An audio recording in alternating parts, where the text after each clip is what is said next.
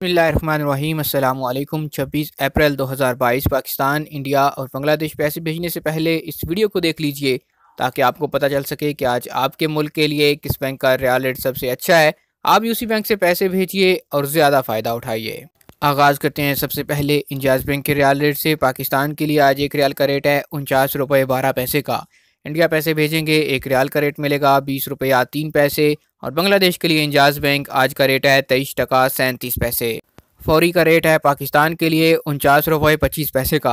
India पैसे भेजने पे फौरी ओपनिंग रेट दे रहा है 20 रुपया 7 पैसे।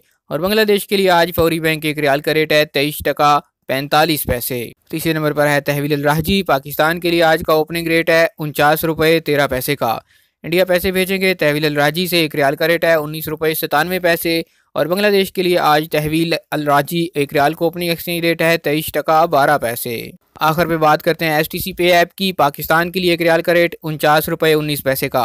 इंडिया पैसे भेजेंगे एक रियाल का रेट मिलेगा 20 रुपया 6 पैसे। और बांग्लादेश के लिए STC पे एप्लीकेशन एक रियाल को ओपनिंग एक्सचेंज रेट 23 टका 30 पैसे।